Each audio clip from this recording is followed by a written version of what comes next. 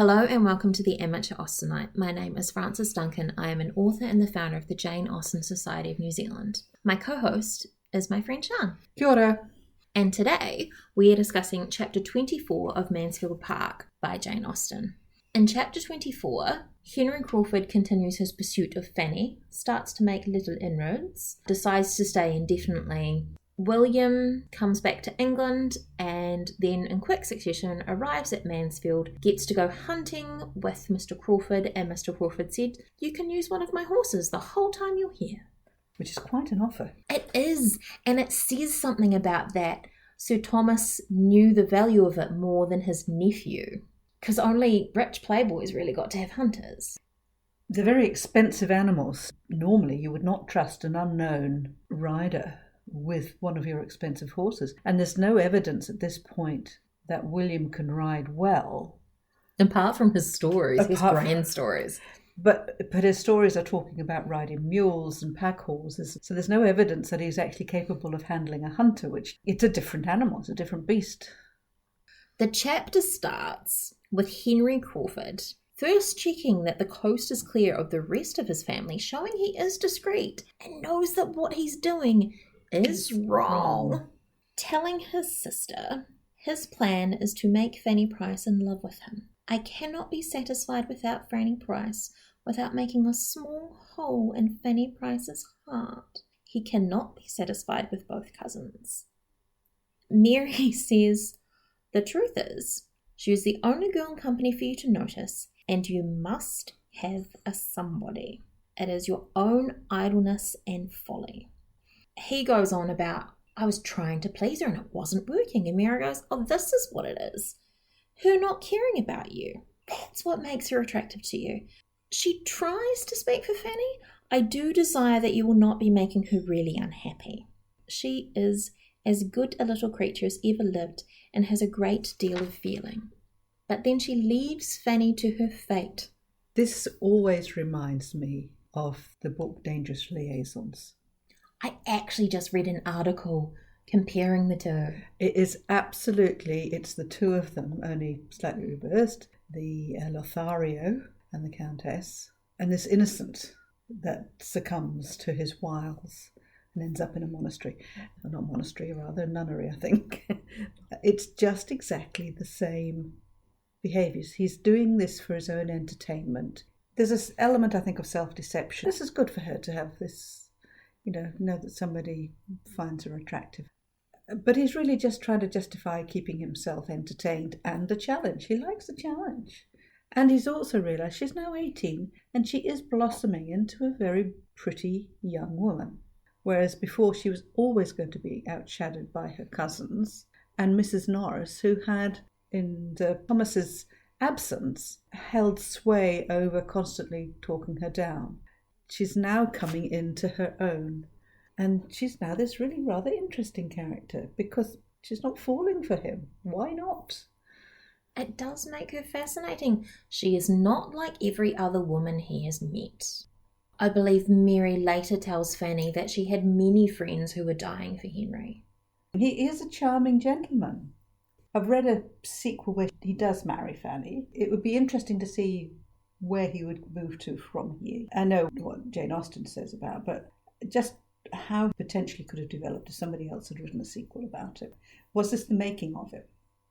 Jane Austen has some interesting thoughts here. Doesn't she? There's quite a bit of the author's introspection. She says, I have no inclination to believe Fanny, one of those unconquerable young ladies of 18, as are never to be persuaded into love against their judgment.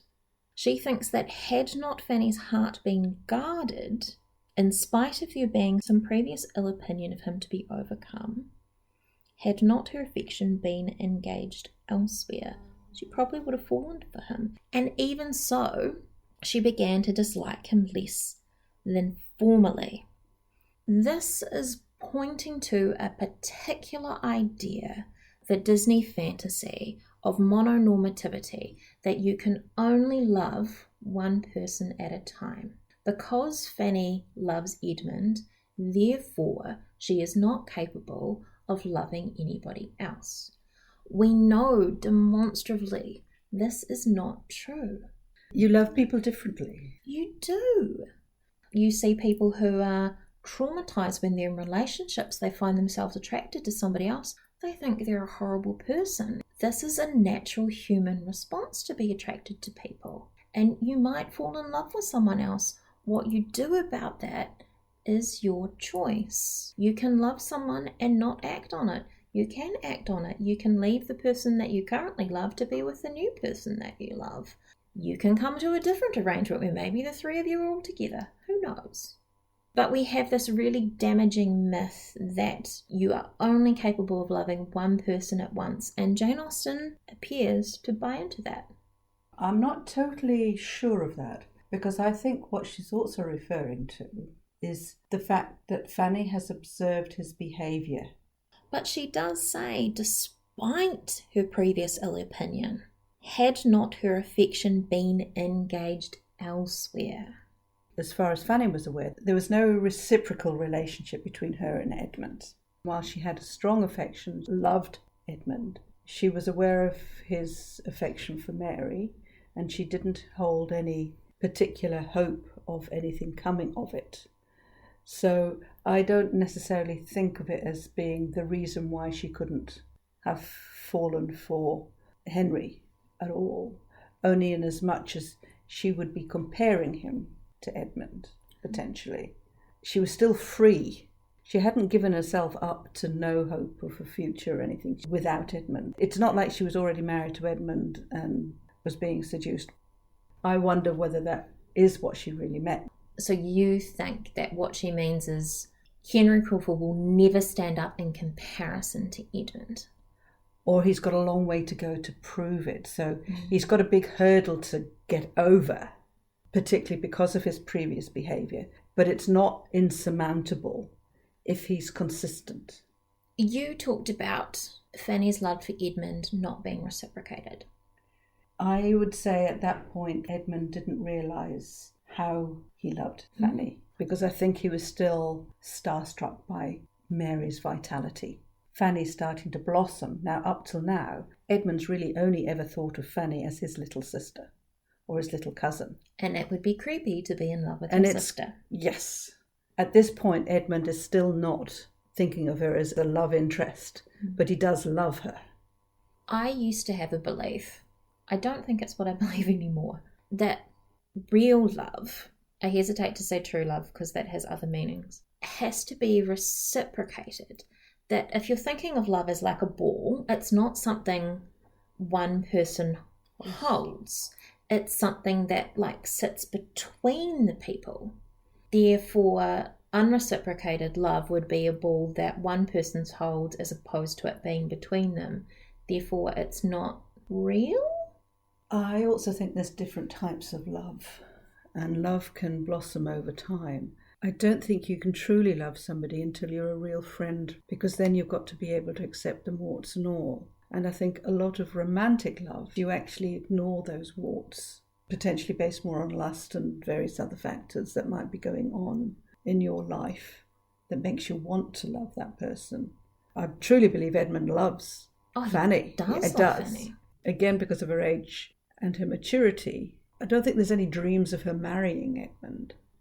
So that would be going too far. Exactly. So I don't think that she has any expectations of anything happening. But at the moment, he's her model. So to me, that's why Henry did have a chance. But at the moment, he's still very superficial. But he's now seeing her blossom truly with someone that she is totally and utterly open with. And that's her brother William. And who also respects her and isn't patronising to her. How I used to believe was that unreciprocated love was more like obsession, whereas a shared love was love. When there is no form of reciprocation, it can become obsession, because otherwise it's an addiction. You see it on the news, those partners who can't cope. We often see it from husbands who end up killing their wives because they've chosen to leave them. There's probably as many women who are, they might not go out and murder, but then fall apart differently, because everything's bound up in this one. And there's a similarity here between Fanny watching Henry Crawford and how Anne watches Mr. Elliot and how she notices he seems to portray somebody different to whomever he's talking about. He's always playing a part, and she doesn't really know who he is until she actually hears about how he treated her friend, Mrs. Smith, and that was yet another role he's played, which didn't match with the other roles he'd played up till that point. And so I see a similarity between Anne and Fanny in terms of their observational powers of behaviours. Who is this person really? Because they're not the same depending upon who they're with. So is it all an act? Or is any of it an act? Or is any of it real? Because she's older and becoming a little bit more confident in herself, she can enjoy the attention a little bit more, providing it's not too florid, and having the conversations and that. But she's still got that underlying, but who is Henry Crawford? Because you behave like this with the others. But she will reward any kindness to her brother. To a certain extent, we all show different facets of ourselves depending on who we're spending time with. But these guys don't seem to have any consistency. Well, I think also these guys don't realise how they're being observed by smart women. By women, in fact, that they've tended to underestimate. Mr. Crawford really goes out to attempt to work on Fanny. He makes effort. He has decided that he will start looking at the naval news to learn more about her brother. He'd only just learnt about her brother and then discovers that his ship has arrived in England, and he's so excited. He fully intended to do the legwork for this.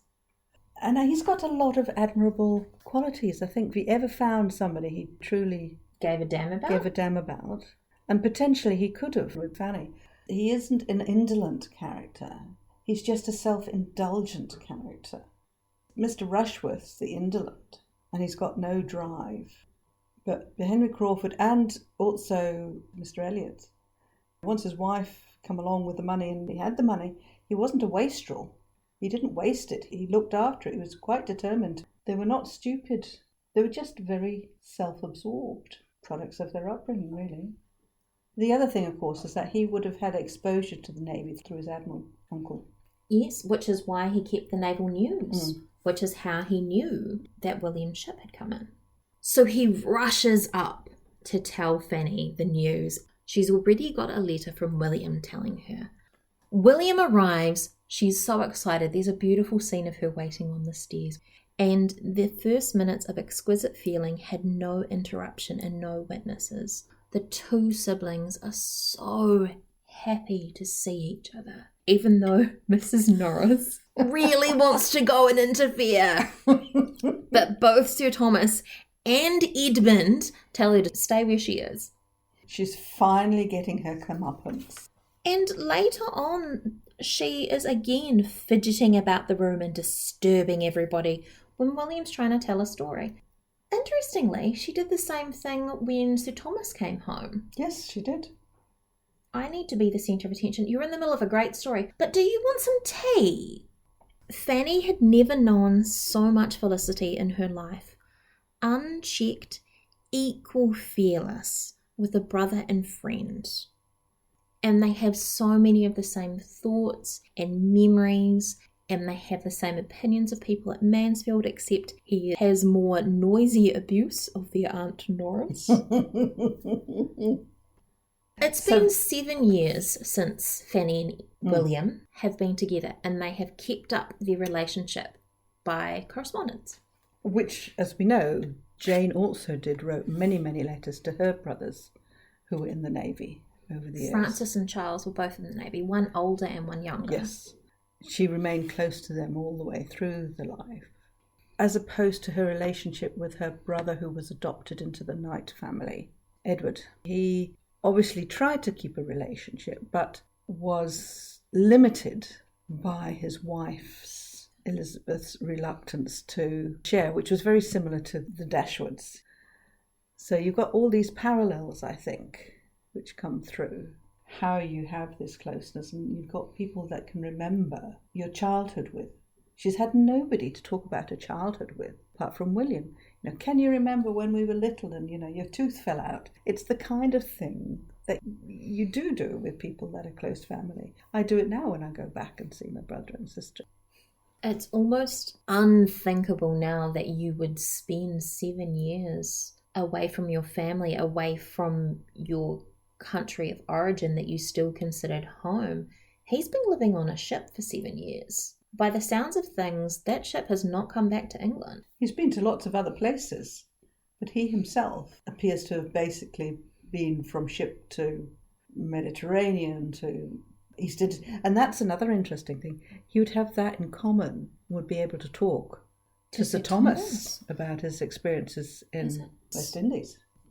Henry Crawford is super excited about the relationship between William and Fanny because it makes him no longer in doubt of the capabilities of her heart.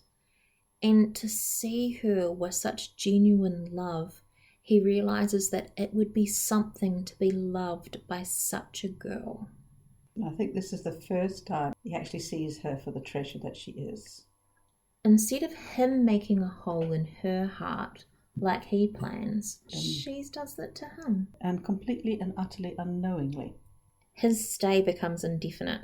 He thinks William is great and realizes that his own habits of selfish indulgence appear in shameful contrast. His next thought is, actually, it's kind of nice to be rich, and here I can let him borrow one of my hunters. Because doesn't it look good? But Fanny is really nervous about William going hunting and eventually feels the obligation to Mr. Crawford for lending the horse, which he had fully intended it should produce. He may be doing a nice thing for William. He's doing it for himself. That is our summary of Chapter 24 of Mansfield Park by Jane Austen. My name is Frances Duncan. You can find me at francesduncanwrites.com and on Twitter at Frances_Duncan. Thank you for listening, and we wish you happy reading.